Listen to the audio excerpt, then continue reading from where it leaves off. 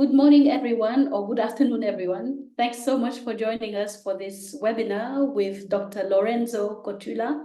So the Land, Labor and Politics of Development Study Group is the Development Studies Association study group in charge of discussing land and labor issues. So as from this month, we will be becoming a European Association of Development Studies study group as well. So it will be a joint DSA and EADI study group, which is a really great news. So for today's webinar, we will be discussing climate justice, land rights and trade, the palm oil dispute between the EU and Malaysia, the EU standing for European Union. As a speaker, we have Lorenzo Cotula. Lorenzo, welcome. Thank you so much for agreeing to be our speaker for today's webinar.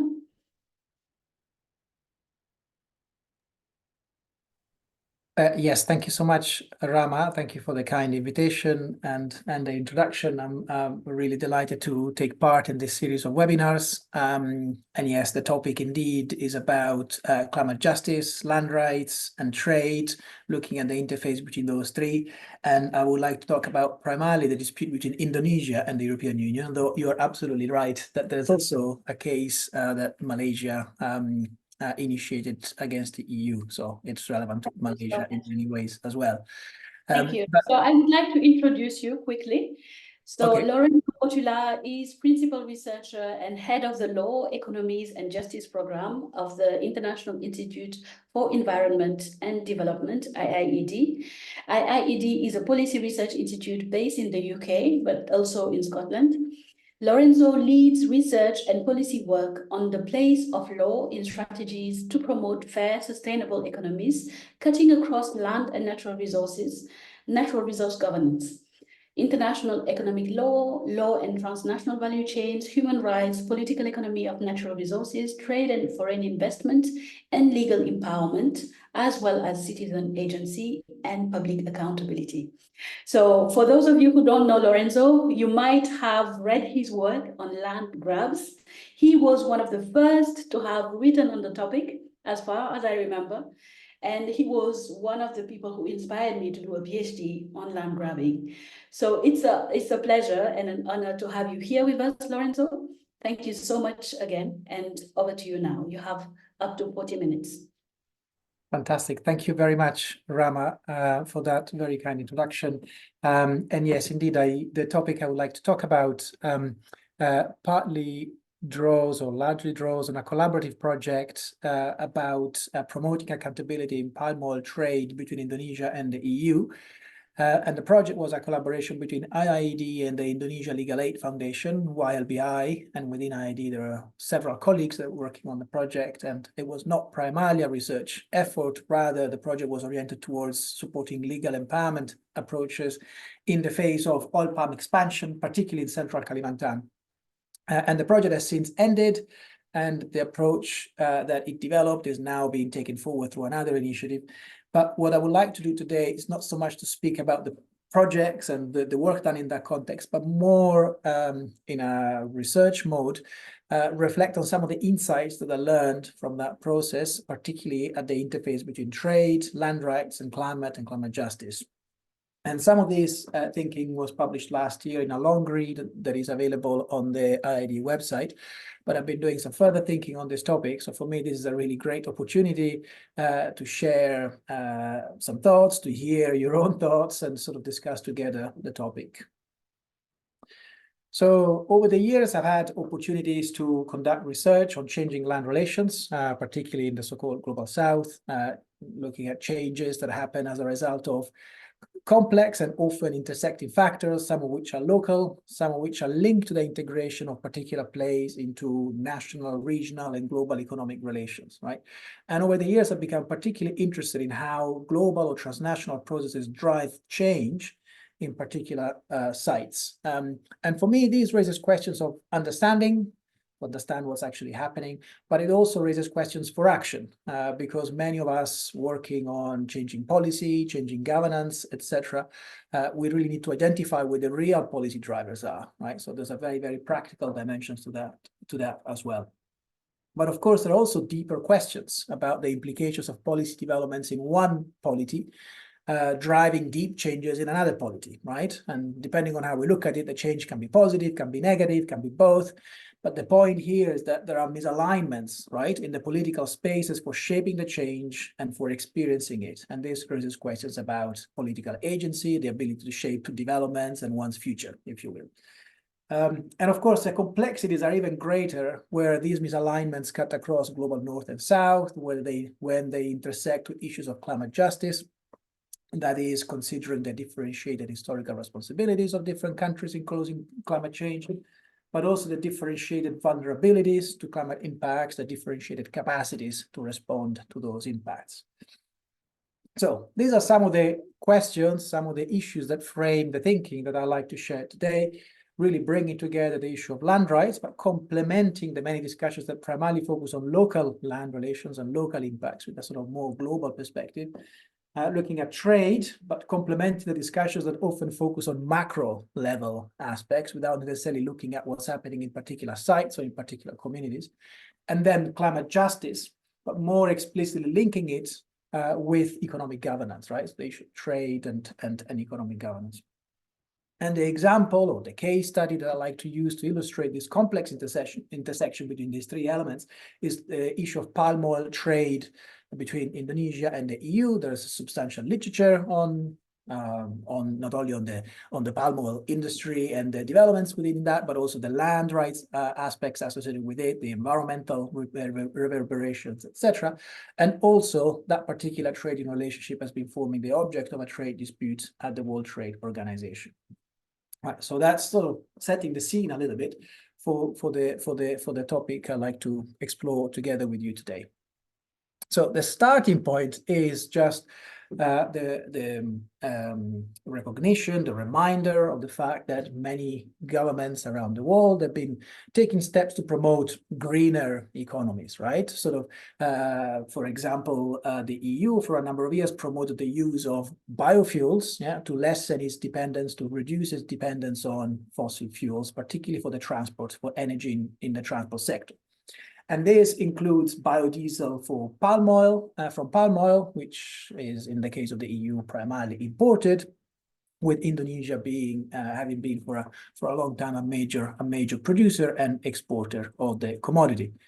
And a key milestone in this process was the EU Renewable Energy Directive, which was first introduced in 2009. At the time, heralded as an ambitious step to shift consumption of energy from fossil fuels towards more renewable sources. And what the RED does, the Renewable Energy Directive, in its first version, it set some specific targets for biofuels for the transport sector. Okay, and at the time, the global context was one where there were commodity price increases, particularly 2007, 2008. Also in connection with the global financial crisis. And these market factors, together with the type of public policies that the RED represents, sort of biofuels mandates, policies that promote the use of biofuels, essentially fostered a global land rush, which is what Rama was referring to earlier, with biofuels being a key sector in that phenomenon. Looking at crops such as jatropha, with many ventures having tried that, perhaps not very successfully in most cases, but also flexible crops such as palm oil that can be used for a variety of different uses, from food to soap all the way to biodiesel. I was looking at Eurostat data, some of the statistics available, and showing that palm oil exports from Indonesia to the EU skyrocketed, increased very substantially over the period between the year 2000 and 2020. And you can see a very significant spike around the time that the EU directive in 2009 was being discussed, right? So that we had the price hikes, we had the directives being discussed, and so the policy and market context was changing, and imports increased. And this change led to, or contributed to making the EU a major net importer of what the International Institute for Applied Systems Analysis called virtual farmland. So that means that consumption in Europe came to rely heavily on the cultivation of land located overseas, right? And according to that data, a substantial share of that virtual land imports was essentially related to oil palm plantations, particularly in Southeast Asia. And also statistics suggest that a good share of the imports of palm oil into the EU were directed towards energy users. Yeah, so it's very much direct connection between the sort of policy to promote uptake of biofuels in the transport sector and the sort of spike in the importation of biofuels. So what does this translate it into from an Indonesian perspective? The increased demand for palm oil in the EU, together with demand in other markets as well, such as India, led to an export boom from Indonesia, and also a rapid growth of the palm oil industry in Indonesia. Of course, palm oil in Indonesia is not a new phenomenon. Its introduction dates back to colonial times, but the industry has expanded considerably over the past 10, 15 years. And there's also some data showing the change in terms of land footprint, and particularly over a relatively short period of time, millions of hectares of land have been converted to palm oil from the period 2010 onwards. So this already illustrates how a policy initiative, a policy change in one polity in the EU aimed at supporting the energy transition in the EU can drive change in another polity located thousands of kilometers away, right, Indonesia. So what is the nature of the changes here at play? In Indonesia, millions of people work in the palm oil sector. So the palm oil sector is a major sector of the economy, and this includes workers in plantations, in the processing sector, et cetera, but also smallholders integrated in the corporate supply chains, right? So many people actually make a living out of this industry, and the government has championed the growth of the industry as part of strategies to promote economic growth. But there's also vast literature on how the spread of oil palm cultivation has led to a number of social and environmental problems, the dispossession of land rights and land disputes being one, issues of deforestation, pollution, the destruction of natural habitats also been documented extensively in the literature. And when it comes to land rights in particular, there are documented impacts of two types. There's direct impacts. So, for example, when a palm oil plantation is created, some people may be dispossessed of the land they've been using until that point. But there are also indirect impacts. Yeah, so indirect impacts are impacts that are not linked directly to a particular palm oil plantation, but are effectively the knock-on effects of the creation of palm oil plantations. So, for example, a key concept in this space is the notion of indirect land use change, ILUC, which refers to the phenomenon whereby landholders who are dispossessed by the palm oil need to move elsewhere and clear the forest elsewhere in order to continue growing their own food. So there are knock-on effects, indirect effects in that way. And more generally, the shift to large-scale industrial monoculture brings about fundamental changes in the rural landscape and in the relation between people and nature, right? So we're observing pressures towards land commodification, the monetarization of land relations, etc. And these are very much the sort of issues that advocates in Central Kalimantan, for example, in those projects I mentioned, we're working on. Beyond the sort of research dimension, there are also very, very practical aspects here. So how do these changes connect to the issue of climate and climate justice? Well, the renewable energy policies developed in the EU were very much developed from a climate perspective, or with a reflection about aligning economic patterns with climate change. But the outcome of that has been essentially transferring some of the social and environmental costs of that transition to people located in another jurisdiction, to people located in Indonesia. And also at the same time, forest burning is a common method to clear land, and so industrial scale land palm oil production in Indonesia has been identified as a major source of greenhouse gas emissions, right? So this could actually offset the emission reductions that Europe hopes to achieve through its renewable energy transition. So there are multiple climate dimensions, including climate justice, but also questions about the effectiveness from a climate perspective of the policy approach developed. So these adverse impacts have led over the years, have sort of sustained over the years the mobilization of advocates in a number of different policy spaces. In Indonesia, there's been momentum for sort of advocating for stronger recognition of customary rights and indigenous people's rights. But also for purpose of today's conversation, it's interesting to see how the policy in Europe has also been shifting over the years, partly as a result of concerns that have been raised by alliances of groups of various sorts over the years about the impacts of the spread of palm oil production in countries such as Indonesia, and including in relation to the indirect land use changes that the spread of palm oil cultivation brought.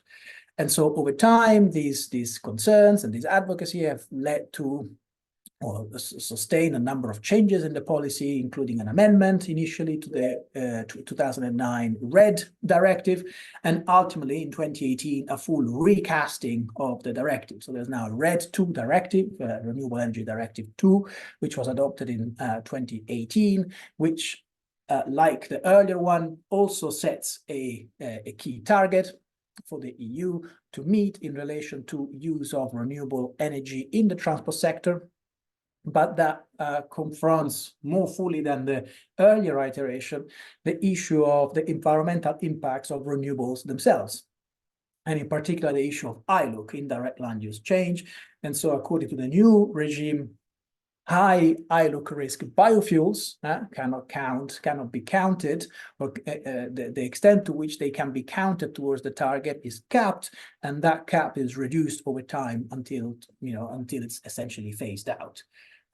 And so if a product is classified as high ILUC risk, it therefore can only be counted up to a point in relation to those targets, and then ultimately it's phased out. The exception being where a product is certified as being low ILUC risk. Concretely then, there were a number of implementing instruments that the EU developed, which the outcome of which was to identify palm oil as a high ILUC risk biofuel, so far the only feedstock really to feature in that category. And the effect of that is that while biofuels while palm oil can still be imported in the EU, while there's no restrictions in that respect, what has changed is that the incentives for importing uncertified palm oil in the EU have essentially been drastically reduced, right? Because it cannot count, or it can only count up to a point towards the target that the EU has set for renewable energy in the transport sector. Yeah. And that's where the dispute arose. That's where Indonesia, and also in parallel to that, Malaysia, brought a complaint to the WTO, to the World Trade Organization, because from the point of view of the Indonesian government, the measure is essentially a protectionist measure that essentially discriminates palm oil versus vis-a-vis other commodities produced in the EU or produced in other countries. And Malaysia also initiated a case, and the two cases were run in parallel. So where things stand now there is that the panel that was established by the WTO to rule on the Malaysia dispute, or the dispute initiated by Malaysia rather, has now issued its report, and it's been available for a few weeks.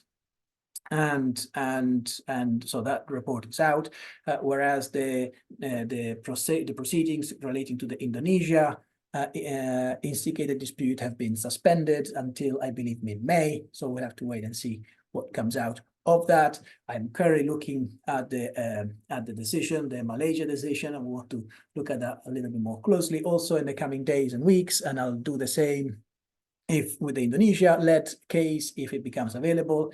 I think it's sort of long, technical, complex documents. I think the Malaysia-led, the Malaysia-related case is 350 pages in total. So there's certainly no time or intention to get into that quite so much in here today. In a nutshell, the outcome in the case of the dispute initiated by Malaysia was that the panel found that there were some inconsistencies with WTO rules. but the inconsistency is primarily related to how the system has been administered by the EU, rather than to fundamental design issues. Yeah? So it's, in a nutshell, the panel was looking at whether EU regulations were affecting trade and doing so in a way that breached a number of provisions of the primarily two WTO agreements, and he found that in some ways they did, but it also found that there were justifiable reasons for this, namely the environmental objective of the measures. So, in essentially a partial win for Malaysia, and we'll wait and see what comes out of the case initiated by Indonesia. But I think the fundamental issue that I'm interested in discussing together here is rather the fact that when it comes to international trade law and when it comes to these sort of disputes, but not only, what takes center stage here is a framing in order to justify potential departures from principles of trade law, such as non-discrimination and so on, is the notion of environmental exceptions. The notion of ILUC, for example, featured very, very prominently in the report, in the panel report in the Malaysia case. Okay, and this emphasis on the environmental side, we can also see that in some of the bilateral negotiations that are happening. Indonesia and the EU have been negotiating now for a number of years, since 2016, a bilateral trade agreement. And at the moment, as part of the negotiations have been progressing slowly, partly because of the disputes that have been going on between Indonesia and the EU, palm oil being one. But the drafts that are available publicly, the trade agreements, the negotiations are also covering discussion of a possible sustainable development chapter, which the EU routinely includes in its trade agreements these days. And in line with other EU practice, the trade agreements includes the draft sustainable development chapter that is publicly available in relation to the negotiations with Indonesia, has a strong focus on labor rights and has a strong focus on the environment, right? So you can see sort of the environment as being an encompassing concept there. But of course, when we look at what's actually going on, in quotes, on the ground, how disputes around palm oil and disputes associated with the spread of the oil palm industry in Indonesia, there are issues of land, but they're not just issues of land use change and environmental aspects of that. There are also issues of land rights. There are also issues of distributive dimensions, issues of control, who has actually control over land, who owns the land, etc., right? And the two are, of course, linked, because I think that changes in land ownership and changes in land use can go hand in hand, and often go hand in hand in many cases, but they actually raise rather different issues, okay? And I think certainly many of the insights that emerge from research around the impacts of the palm oil industry, or the spread of the palm oil industry in rural Indonesia, and not only highlight concerns about the environment and land use change, but also how these are strongly connected, closely connected to issues of livelihoods, of land rights, of culture, etc., etc. And so in that way, so the environmental harm is not just a technical issue, but it's also connected to issues of land dispossession, of the destruction of traditional cultures and ways of life. And I think there's a disconnect here then between the ways in which local actors will perceive the nature of the dispute, the way in which they would see land rights, land use, the environment, culture, ways of life as being integrally connected on the one hand, and the ways in which particular aspects of that are then picked up in a context that is more framed in a different way, right? Whether it's a trade negotiation, whether it's the settlement of a trade dispute. So what does all this mean in practice, right? So I've been exploring a little bit a particular context, a particular issue related to a sector that really cuts across boundaries. It cuts across sort of the economic with the social and the environmental. And I think there are multiple issues here. One is on the policy level, and I work in a policy research institute. So for us, so the policy aspect is very important. And therefore, there are sort of policy questions on how to more effectively integrate together policy consideration of issues such as land rights, trade, and climate justice, right? So that we're actually, bringing more closely together these issues that are typically looked at separately and from different perspectives or different lenses. And I think there are multiple options here, right? One is to see how trade agreements could be more responsive to land rights issues. For example, nowadays I mentioned that trade agreements include provisions on the environment, on labor rights. As to the latter, they include some of the more recent EU agreements. For example, they include cross references to the ILO conventions on labor rights, etc., as well as to multilateral environmental agreements. And one could imagine those sort of provisions to also address respect for land rights, respect for indigenous people's rights, cross-reference to international instruments that deal with these issues. Very often they are non-binding sort of soft law instruments, such as the voluntary guidelines on the responsible governance of tenure, or the United Nations declarations on the rights of indigenous peoples, and so on. So there's a strand of thinking that could be developed in terms of bringing land right issues more fully in the trade policy space.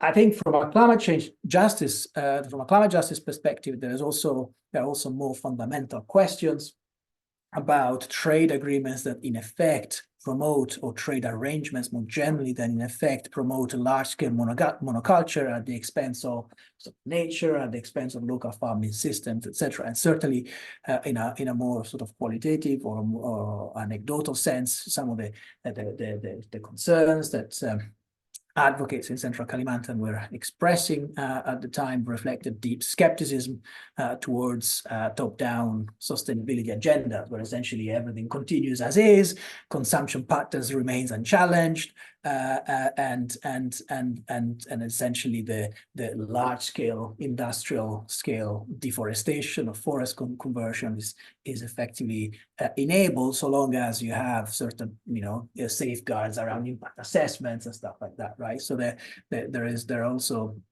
a deeper critique of the very fundamental model of trade that is implicit in some of these agreements and some of these arrangements that exist at the international or transnational level. I think so in policy terms, there's certainly no shortage of things to discuss. Also, not sort of going beyond sort of the international sort of trade agreements, as it were, and also considering how domestic policies in one country actually affect realities in another country. And I think the example of the Renewable Energy Directive is a powerful one, because it illustrates how its initial version sort of fostered a wave of land-based investments in a number of countries, including Indonesia, and then its revision, partly to address some of the impacts that became apparent, also fostered potential changes, that are actually affecting now the industry, the boom and bust, as it were, or the cycle of the industry affected by policy developments elsewhere. But the issue it remains pressing, because we see more and more of this type of domestic policies being adopted that can have a bearing on other countries. So the EU more recently adopted a deforestation regulation, for example, which includes palm oil, as well as a number of other crops that are considered to be major drivers of global deforestation, such as cocoa, coffee, rubber, etc. And this regulation will, when it comes fully into effect, so it's enforced but not yet into full effect, but it will require companies to ensure that the produce they sell in the EU is not linked to deforestation. And Indonesia is one of the countries that has already raised concerns associated with that, because on one hand, you can see the deforestation regulation as being a laudable measure to more fundamentally address consumption issues from a European perspective, but But in producer countries, including Indonesia, there have been concerns about essentially a rich economy unilaterally imposing its rules on what counts as sustainable, right? So there have been accusations of regulatory imperialism, etc. So we'll see how the debate around the EU deforestation regulation pans out. And there are certainly a lot will also hinge on how it's implemented, and some of the implementing instruments are currently being developed, are currently being rolled out. But it illustrates, like the RED, this sort of aspect of the policy in one country having impacts on developments in another country, and therefore sort of questions in a practical sense on identifying where the levers are for change, where the policy levers are, but also more fundamentally, and this is how I was starting at the very beginning, fundamental questions about citizenship and about agency, right? Because if you are a small-scale oil palm producer in Indonesia, or essentially at the receiving end of regulations that are changing in a different policy in a key market, right, that is creating incentives for the importation of your produce, then perhaps less so when the circumstances change, and we saw the changes in the RED directive, and then new regulations that come online that could actually increase substantially the costs of compliance, of being able to export the commodity to that particular market, right? So there are sort of questions of citizenship and agency, and questions that are I think fundamentally important in terms of aligning or realigning or identifying the misalignments between the political spaces for shaping change and for experiencing or bearing the impacts or the costs or the risks of that change, right? And how to address those misalignments, and do so particularly in a way that is mindful of some of the fundamental questions around climate justice, particularly across North and South, and ensuring that measures developed either on a negotiated basis or unilaterally in one policy, etc., that they actually reflect principles, reflect consideration of these dimensions.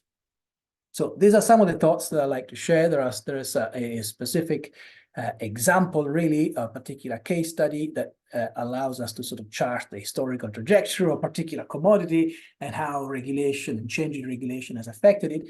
But there are, at the deeper level, some fundamental questions about what this particular story or this particular trajectory tells us about not only land rights and trade and climate justice, but also questions of citizenship and political agency, and ways to ensure that people who most bear the impacts of a measure are actually also able to shape that measure. Yeah, thank you. Thank you so much, Lorenzo. I think this was a very insightful presentation. Can you hear me? I can, yes. Okay. Yeah, this was a great presentation. Thank you so much. I had some questions, maybe before opening the floor, about the methodology. Can you please share about, how fieldwork was conducted, who was involved in the data collection, what challenges you faced? Because I can imagine it must have not been easy to conduct such a research. So before I open the floor, I just had that quick question.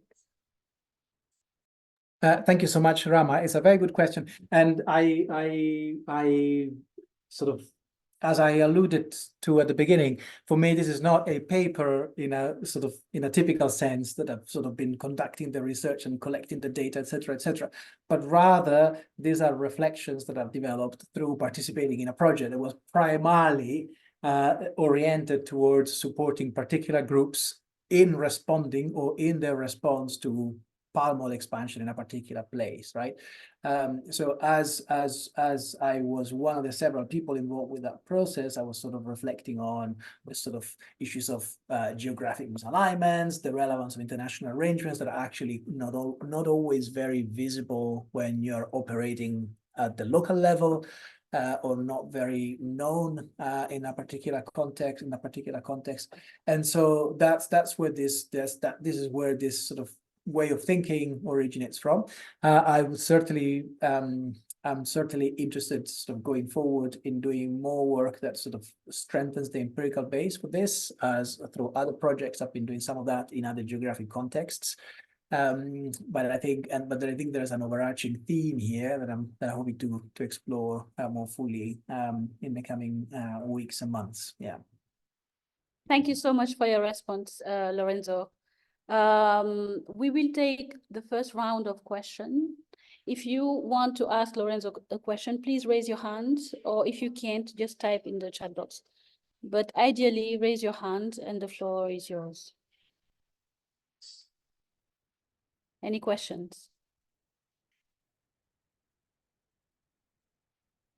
Dineo, yes. So we have Dr. Dineo Skosana, who is with SWAP at the University of, is it WITS? Yes, or it's UJ? WITS, it's yes, it's with us. So Dineo, the floor is yours. All right, thank you.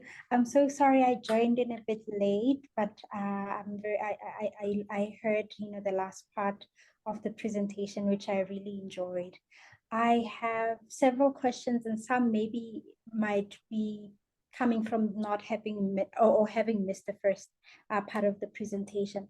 And my first one was with regards to the Indonesian context, because it seems like at some point it was the biggest, you know, supply of oil and oil producer. And so I'm curious about what the shift has meant for the country, or what it means for the country. For example, in South Africa, we rely on coal as our energy system. We generate 80% from it. So we are currently transitioning. And as a result, there's been a lot of pushback, for example, from the trade union side of things, and them at some point seeing, you know, the transition as politically motivated and not really connecting that shift to climate change. But I think over time, that kind of pushback has stopped, and they've kind of embraced the transition, and they started sort of understanding deeper the meaning of climate change and its agency. And so I'm wondering what the context is like in Indonesia with regards to that. Secondly, I heard you speak about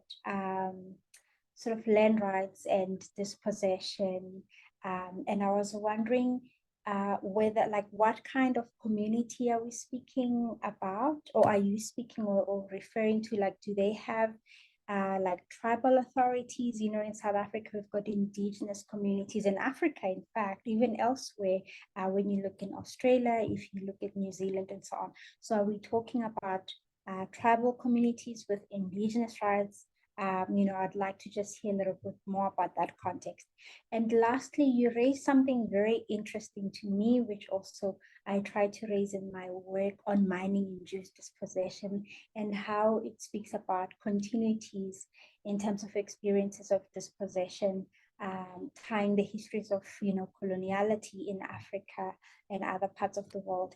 And so I then speak about how dispossession actually relates to questions around citizenship, where communities, even post-apartheid, post-colonialism, still are grappling with questions around citizenship. So I was wondering how you're using citizenship in your project or in your paper. Thanks, Rama. Thank you for these great questions, Dineo. So Lorenzo, how do you want to proceed? Do you want me to take a few more questions, then leave you to respond, or do you want to address each question separately? Whichever works, whatever works for you and the group. Yeah, it's up to you, really. Maybe I can start responding. Okay, let's do that. To these questions then, because I think they're really, really important and helpful questions, Dineo, to tease out some of these aspects and complexities. And I think on just transition, I very much hear you on some of the complexities there. The challenges associated with that. Some of the work that I haven't presented today, but that we've also been doing, is around arrangements that effectively, so international treaties that protect foreign investment. And today I've been talking more about the trade arrangement, but very often it's the same agreement. And so in a just transition context, where you have a coal phase out, those agreements will protect the companies, ensuring that companies can secure compensation, for example, in a just transition context, or rather in an energy transition context, but they wouldn't protect the workers, right? So you have then certain rights that are effectively entrenched in the law, and that in the transition and the concern, I mean, we sort of that is emerging is whether that can end up affecting prioritization or deep, sort of which actors are states going to be more responsive to between sort of the capital side, workers, etc., etc. I think on a more basic level, some of the challenges that I've observed, not only in this project, but more generally, really, is that when the risk is that when sort of just transition agendas come up or energy transition agendas come up, they do not necessarily displace, but they add. So I've seen, governments promoting investments in renewables, etc., alongside oil and gas exploration, etc., etc. And I think there are fundamental questions, and I think that what I understand from working with colleagues in Indonesia is in the Indonesian context, we observe some of that. There's certainly a lot happening, say on nickel, for example, right? So an entire industry has been developed, including on the processing side, and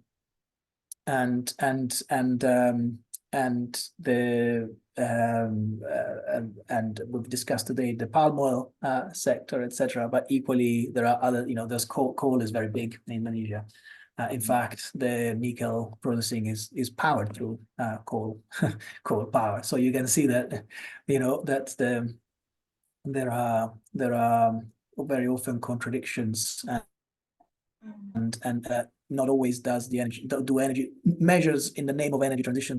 They don't always mean actually moving away, but sort of adding new sectors for investment to be attracted. That's one reflection.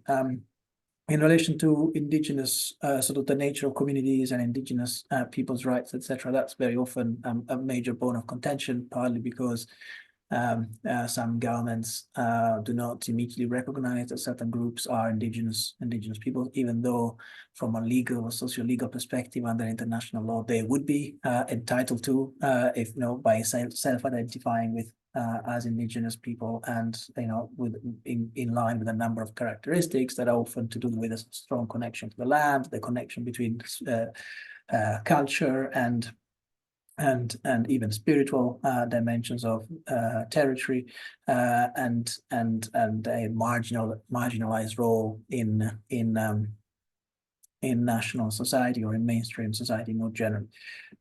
So I think in Indonesia there has been debate now for a while, as I understand it, around possible legislation that might recognize indigenous people's rights more explicitly. It has not been a fast. It's been a complex process. In relation to citizenship, the research you're conducting sounds really interesting and important, looking at the connection between dispossession and the context of large-scale investments and issues of citizenship. In this particular context, I haven't really theorized citizenship very much, I admit, but generally when I speak about it, it's in an active sense. It's the ability to actually engage with the making of public decisions. It's not citizenship in the sense of nationality. It's more like actually being able to be part of, an active part of the political community, as it were. And the reason why I was mentioning that today is that I see that misalignment between where decisions are made and who is a citizen that actually shapes that decision, and where the impacts of those decisions are felt. And I think that's it raises a number of questions really around disenfranchisement, not only within a national polity, but also vis-a-vis the impacts that are experienced in that polity that are originating elsewhere, and for which it's extremely difficult to actually have any say. And for that reason, for example, in connection with the EU deforestation regulation, there have now been a number of calls for more engagement, not only with governments in producing countries, but also with civil society, with federations of small-scale producers, associations, and so on, which would be a way to actually speak to the concept of citizenship as I'm referring to it now, right? That it's essentially an ability to engage with the way in which a decision is made and or implemented in the context in which implementation instruments can have very significant impact on how it pans out in practice. Yeah. Thank you so much, Lorenzo. Thank you. Maybe Dineo, maybe it would be interesting if you took 2 minutes to share about your research, or maybe the citizenship aspect. Maybe that would be useful to Lorenzo before I take a few more questions, because I see there is Maloum who's asking a question in French. Are you comfortable taking the question in French, Lorenzo? Okay. Yes, so Dineo, I think I can by the certainly end try. of the meeting, we'll we'll give you some time to share if you want to. So Maloum, over to you. Merci, thank you, Rama. Thank you, Lorenzo. My English is not good. I try French. Je sais que tu parles français. Je suis Maloum du Tchad, donc je connais un peu tes travaux que tu as fait au Tchad.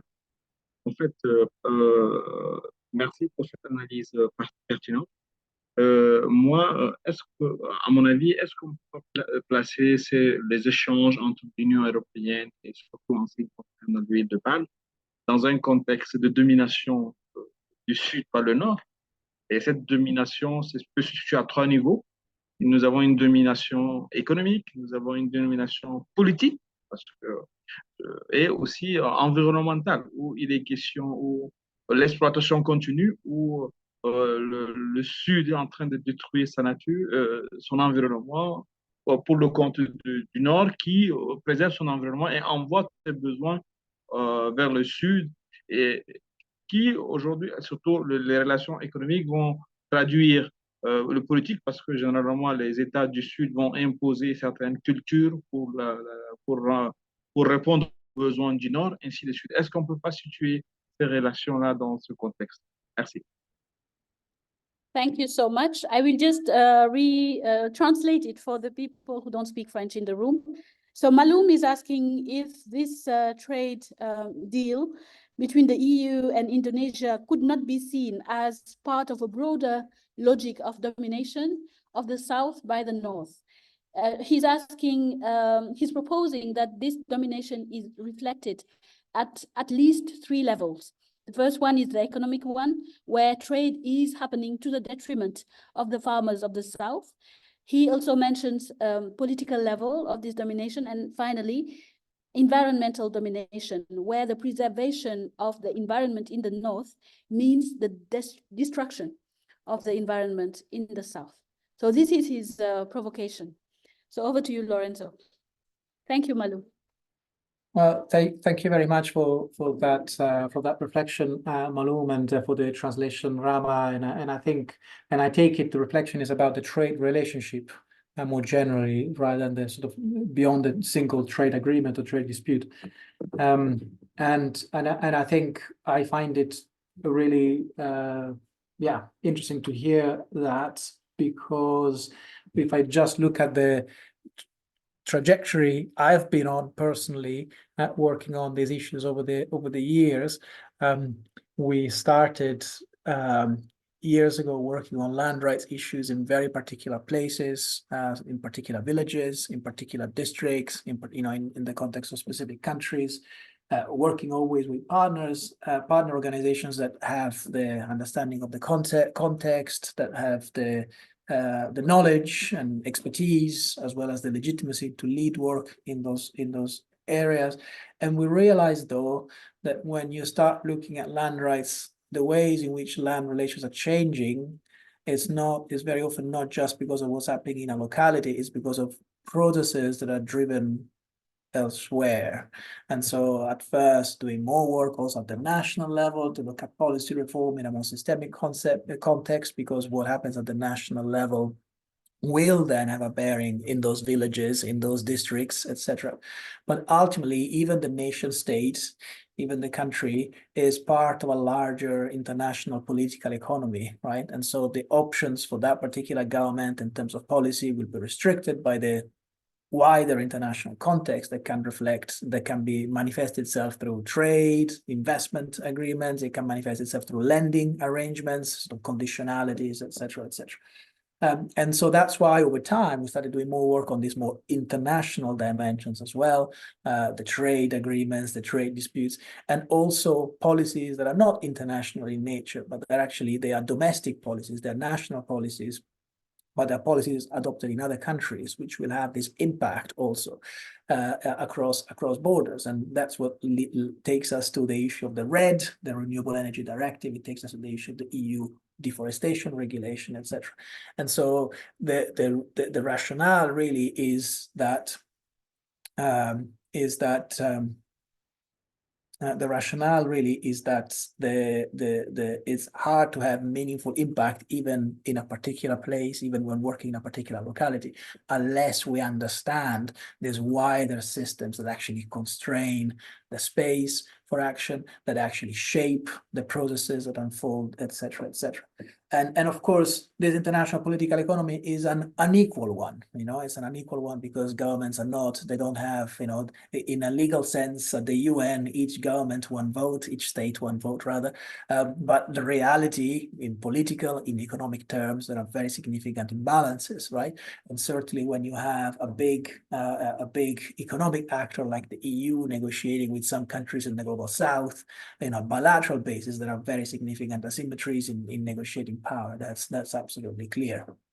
So I think that there is certainly value for me in understanding issues in this broader context, including international and including sort of global north and global south. I've said all this in English. Maybe so. Rama, should I attempt? I don't know whether how to deal with the French. I could attempt to say a few. Yes, you can French. attempt. You can attempt to say it in French. Bah, peut-être très brièvement, hein, mais effectivement, je raisonnais sur le fait que c'est utile d'avoir cette perspective plus élargie. Hein, et que moi, personnellement, j'ai travaillé sur les fonciers depuis longtemps et au départ, c'était vraiment axé sur des interventions au niveau local en partenariat avec des collègues qui sont basés dans les pays, qui ont l'expertise, les connaissances, etc. La légitimité politique aussi d'agir dans ces espaces. Mais il devient évident qu'il y a des impacts, il y a des processus il ne peut pas possible de les adresser en travaillant seulement au niveau local. Tout d'abord, on a remonté au niveau national parce que la politique nationale, la législation, les institutions nationales vont avoir des impacts importants dans tous les pays, selon la façon de laquelle elles sont mises en œuvre, mais aussi les pays eux-mêmes, n'est pas autonome, n'existent pas dans un vide. Par contre, ça fait partie d'une politique, d'une économie politique internationale où il y a des contraintes, où il y a des processus qui vont avoir des retombées importantes sur ce que les pays peuvent ou ne peuvent pas faire, qu'il s'agisse d'accords de commerce, d'investissement, accords de prêt, non, de financement et les conditionnalités des bailleurs, etc. Non? Et donc, il y a des limites à ce qu'on peut faire même au niveau national. Et c'est ça qui nous a amené à regarder aussi, à explorer aussi les aspects internationaux. Et d'abord, on regarde peut-être les aspects internationaux, mais on se rend compte que souvent, il ne s'agit pas d'instruments véritablement internationaux. Par contre, il s'agit d'instruments domestiques, nationaux, disons, mais d'un autre pays qui est beaucoup plus fort du point de vue économique ou politique. Et aujourd'hui, nous avons parlé de la directive européenne sur l'énergie renouvelable. Non, ça, ce n'est pas un traité international, c'est une mesure de l'Union européenne qui a des retombées directes sur des pays tels que l'Indonésie. Les mêmes se passent pour les règlements sur la déforestation, etc., etc. Donc, l'importance de considérer ces éléments internationaux et que ces éléments internationaux sont caractérisés par des imbalances, non? Des inégalités au niveau politique, économique, dans les pouvoirs économiques et politiques, dans les relations entre les acteurs. Donc, si l'Union européenne négocie avec un pays de l'Afrique, non, au niveau bilatéral, il y aura un déséquilibre, non, dans cette nature-là. Donc, pour ça, je disais qu'effectivement, c'est utile, c'est stimulant, c'est important et enrichissant de réfléchir sur ces aspects fonciers, disons, mais à la lumière d'un système, disons, plus international, un cadre théorique un peu plus internationalisé. Et je crois que la provocation, c'est dit, non, que vous faisiez, c'est très, très utile dans ces contextes-là. Merci beaucoup, Lorenzo et Maloum. Donc maintenant, nous avons deux questions. On va les prendre ensemble. On va commencer par Francesca Di Matteo. Sorry, we'll start with Francesca Di Matteo, and then we have Mud Rafid Ramadan. So Francesca, over to you. Thank you. And thank you very much for this talk. I think what I really liked about it was this multi-scala perspective. And I mean, I would have so many things to say, but I think I will just highlight two things that I found extremely interesting. And one is this disconnect that Lorenzo was talking about between the nature of the dispute and then actually what you call the indirect land rights changes, which are actually quite major when we have a look at the local kind of scale.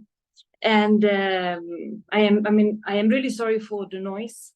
Unfortunately, can't do much about it. But so I will just say, so when we look at the global policy, so and in this case the EU, red, I wonder whether is the problem framed in a way that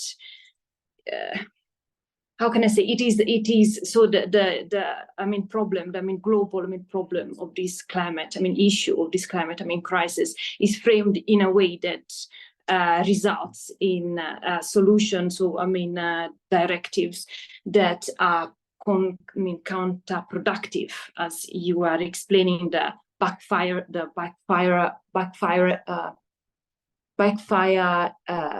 impacts, where a policy that is supposed to contribute to renewable energy and to mitigate climate change will result in further deforestation and even worse. How do we act? Because you were saying we need to link research and action, and I totally agree with you, because otherwise we are useless. So how do we work in a way that the global debate or the global fora where these issues are discussed are maybe shaped in a way that solution can be thought in a different way, and I come to the different way going now to the local, very local scale, and that's what I think it is very good in the way you are presented, because you are able to take us from the global to the local scale. And what I am observing in East Africa, it is a very similar situation where the global policy is there to promote mitigation, but actually the impact I feel that the end result is the destruction of way of living and livelihoods that were much more sustainable than the ones that are introduced with policies. So how do we, and you were saying at the end, how do we for these people who you said bear the burden of all these changes, how do we involve them in the policy process? And with your organization, you are the best placed to talk about this empowerment, which is quite tricky because of the disconnect, which could we say it is somehow an epistemological one, where we tell smallholders, either if they are pastoralists or farmers that modernity is renewable, I mean, energy is large scale, is, you know, that in really in terms of the vision of development. Sorry, it is a long question. Thank you so much, Francesca. I think you are interested in the unintended consequences that modernity in trying to do well brings about. Thank you so much for this question. And you were interested at both the global and the local level. And Muhdrafli Ramadan, over to you. Hi, thank you so much for the amazing presentations, which I really interested on. Especially, I'm so sorry for the noises because I'm still in the school. But like talking about the palm oil disputes, especially from the EU and Indonesia, and also how they can intricate from one to another. And as you said that we're also talking about the trade, which talks about in the macro level. And there's an intersectionality between the trade itself. But if we are talking about the trade, then we're also talking about the international certifications that really plays a big role in the central role of the palm oil industry itself, especially for the exports and also the global value chains. Especially right now in Indonesia, we do have the downstreaming policies and something like that that really connect with the global value chains and the chains of the and also the exports of the palm oil industry itself. So one thing that I really interested on your presentations is about the EU policies, the EU politics can also shape the Indonesian politics, which is super true because at same point, like Indonesia and Malaysia are trying to fight back against the RSPO or the Roundtable of Sustainable Palm Oil Certifications. They're also recognized by the RED II and also the EUDR, the deforestation for itself. So what are your thoughts about that? Like, is there any changes in terms of like the trends, the export trends? Because I was working in the research regarding this dispute between the ISPO, the RSPO, and also the EUDR before I came here to conduct my master's studies.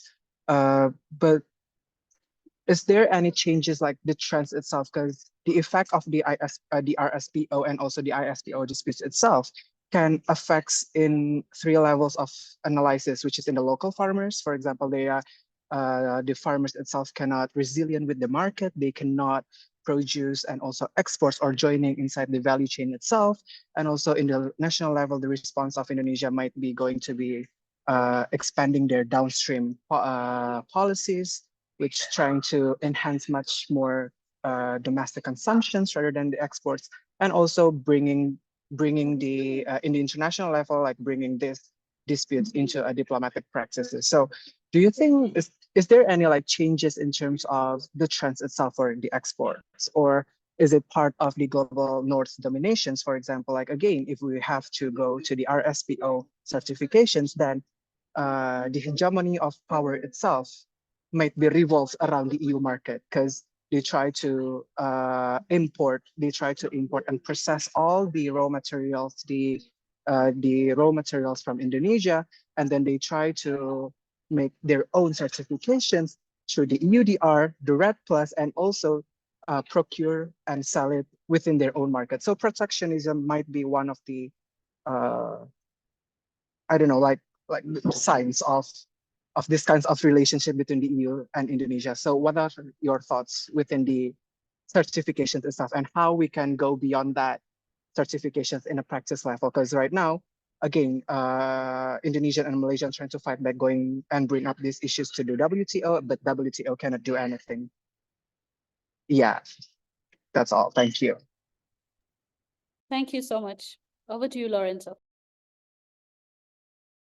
Yes, thank you so much. A lot of food for thought, as well as questions from both of you, and I think maybe starting from the first one, from the first question from Francesca.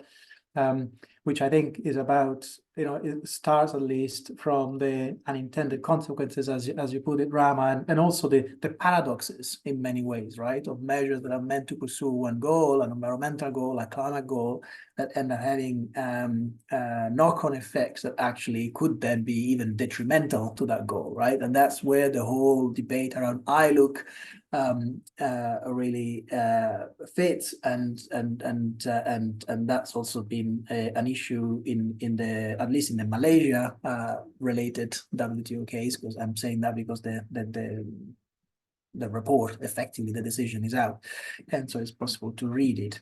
And I think there are multiple issues there. I think part of the challenge that we see over and over, not just here in the context of the RED, but also in some of the policies that are now emerging in relation to critical minerals, for example, and not just in the EU, but in a number of sort of higher income countries, is the fact that there is an aspiration or a policy drive to address sort of climate issues, but to do so in a way that doesn't fundamentally challenge the sort of consumption patterns that we observe, right? So if we say we have less of fossil fuels, then we have to have more of something else. It could be palm oil, it could be lithium, it could be, et cetera, et cetera. But that's the fundamental issue. And of course, each of these commodities at scale will have some sort of, social and environmental impacts.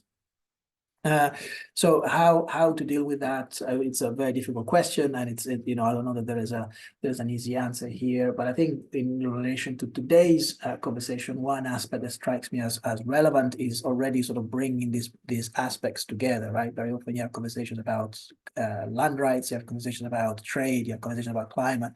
But actually joining the dots and bringing these things together in a more integrated way, looking at the connections, the interconnections between different policy spaces, and also as in that sort of multi-scalar framing, sort of linking different places effectively, either physical places or policy spaces, as it were.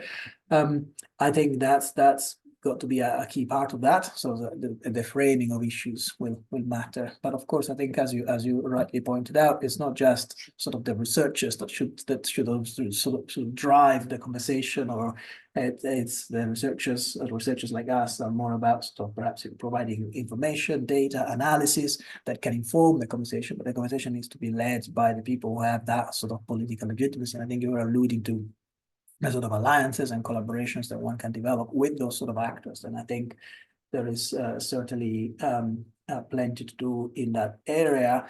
There are, in Indonesia and elsewhere, strong movements, both around sort of agrarian movements, around indigenous peoples' rights, movements, and so on. So I think Indonesia in many ways it illustrates the type of players who can and should play a key role in shaping the conversation. And I think the same is true of many other countries, and also regionally and globally.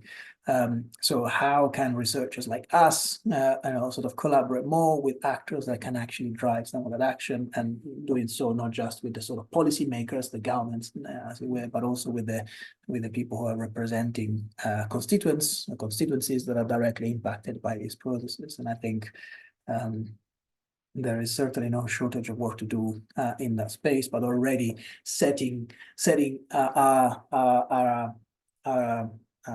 framing our research questions, framing our research methods, organizing our research collaborations in a way that is informed by that is already a very good start, right? So that what we're trying to investigate as researchers is essentially responding to the concerns and issues that those actors are grappling with. I think the second question was also super important, and also a complex one in terms of looking at the politics of certification. I think it's a huge field in its own right, and it sounds like you possibly know about it more than I do. But I think also highlighting the intersections in that space of the sort of environmental and the economic, right? So looking at certification schemes that also is in the politics of certification involves also looking at understanding the interplay between the environmental side, that is sort of effectively the legitimacy source of certification schemes, also with the economic side, and you're alluding to some of the connections that may exist within some of these dimensions. And I think I think the sort of how that pans out in practice, I think it's going to be interesting to observe.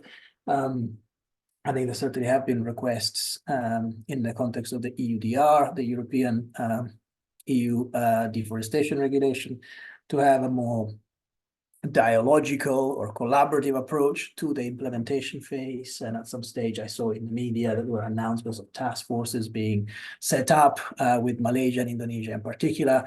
And I suspect that in that context, the issue of certification and also what recognition is granted to which certification body for purposes of EUDR, for example, is going to be a key topic for discussion. It's going to be it's a bit hard just now to see how that's going to pan out or where that conversation is going to go.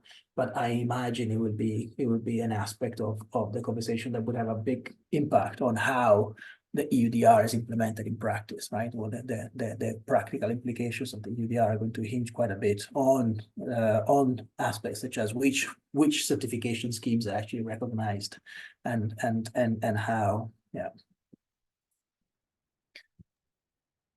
Thank you so much, Lorenzo, Francesca, and Muhdrafi for your great questions. I wanted to see if there were more questions in the room. Gabrielle, we haven't heard from you. Tetelo, if you want the floor, it's yours. Do you have any questions? If not, I was going to propose to Dineo to share about her research if she wanted to, only if she wanted to. And maybe Muhdrafi, you mentioned also some previous work you were doing on the topic. Maybe if you wanted to take a minute to share, that would be of interest to us. So the floor is to you or to Dineo, whoever wants it. Who wants to go ahead? Don't be shy. We don't bite. Okay, well, thanks, Rama. I mean, I've just been enjoying all the insights, from the speaker as well as the questions. I think most of it also relates to my work. And just to say that I work on mining-induced dispossession, particularly looking at coal-affected communities. And I look at what communities lose because of coal mining. And as some of you may know, in South Africa, we are transitioning to green energy, but at the same time, there's a scramble to provide coal because we still generate most of our energy from that system. And as a result, communities on customary land lose their homes as well as ancestral graves because of extractivism. And so when you were talking, Lorenzo, it was very striking to me because I'm thinking about dispossession as well in my work. And I'm actually rethinking the concept because in South Africa or in societies which emerge out of colonialism, there's a tendency to think that dispossession is only linked to that period and that history. So apartheid and colonialism, but we don't think about how dispossession actually continues to take place under, different extractive regimes, particularly in this case, coal. But also I link ideas around dispossession and citizenship because my argument is that in South Africa, for instance, basically when community, if you look at South Africa's history around 1910 and all of that, when, colonialism was heightened by legislation that was now becoming more formal, what happened is that I argue that, basically the stripping of land rights, it was synonymous with the idea of dispossession. And I'm thinking about that in relation to then what does it mean to be a citizen when you don't have formal land rights, particularly in that period. And I then argue about how that replicates itself in the post-apartheid era with the new government where you're not expecting communities to continue to actually endure injustices and dehumanization. So I understood very well when you said you're thinking about citizenship, not just in terms of nationality, but in terms of, people's rights, social rights, or even political rights, in terms of participating in political economic binding decisions and questions around, for example, consultation and negotiated process, particularly around extractivism. So I could actually, what you were saying resonates so very much with my work. But yeah, thank you so much. I've really enjoyed your presentation. I found it very insightful. And thanks, Rama, for the platform. Thank you so much, Dineo, for joining us and for these great insights. So now Mourd will take 1 minute, and then we'll have your concluding remarks, Lorenzo. Thank you so much, Rama and Lorenzo, for this opportunity. So actually, I was in the research team with my friends, with my colleagues from the university. And there's like a project from the Ministry of Foreign Affairs of Indonesia that tried to make a negotiations within the EUDR itself in Indonesia.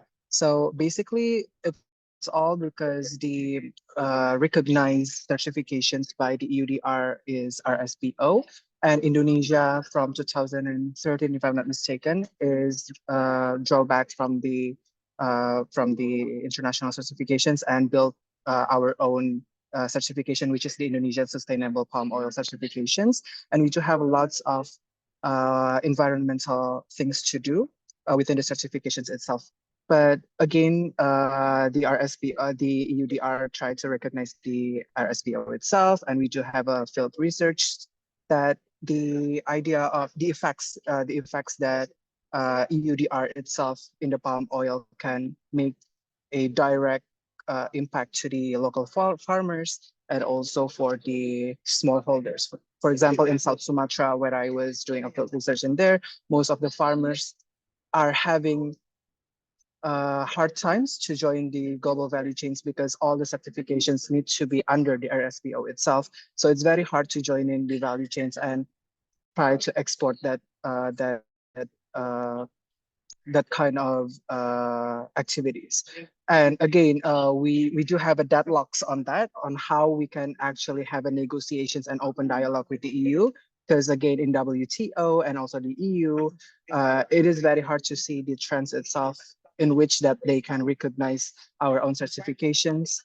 And also even the gap between the RSPO, the ISPO, and also the definitions of deforestation itself might be very contested and different within the Indonesian context and also the EU context. So that might be a very problematic scenes that I encounter from that research. But again, thank you so much, Lorenzo, for the insightful presentations that I learned about the land rights and also how the intersectionality between the land rights and also the trade itself can have a perverse effects from one to another. Thank you. Thank you so much, Mourd Rafli, for this great insights. So I'll give the floor to Lorenzo for your final words. Yeah, I mean, first of all, thank you so much to both Dineo and Mourd Rafli for having shared insights on your research projects in the case of Dineo and the work on the certification schemes in the case of Mourd Rafli. I think it's really helpful to have these contributions, and certainly interested in seeing more when the research is published, Dineo, and sort of keeping in touch on that sort of work. Mourd Rafli, it seems really important, particularly as the EUDR process has now moved from the adoption of the legislation to the actual implementation. A lot of those very practical issues that you highlighted are going to be really, really important. I think, I mean, in terms of concluding remarks, I'm not sure I have a huge amount to add, just to say that for me, this is evolving work. So evolving thinking that is shaped by exposure to a number of different contexts. And so it's a great opportunity for me to be able to share some of these thoughts today. And I'm certainly keen to stay in touch, keen to get more thoughts, if anything, if any more thoughts jump to mind in the coming days. And yeah, so just very grateful for the opportunity to discuss these issues and hoping that we can continue the conversation in a way or another. Yeah. Thank you so much, Lorenzo. So just this was a great seminar. I personally had a lot of questions that I will maybe share by emails. I wanted to just say thank you on behalf of our study group for your generosity and for your time. And we will make sure to share the recording once it's available. I also wanted to let the group know that on the 13th of May, our next seminar will be with Dr. Vasundhara Jairat, who is Assistant Professor in Development Studies at IT Guwahati in India. And the title of her talk is Demanding Land Right in Assam, India, Private Property and its Critique from Below. And the last webinar that we have will be with Prof. Prakash Kashwan, Associate Professor of Environmental Studies at Brandeis, on green grabbing carbon offsets in India, Tanzania, and Mexico.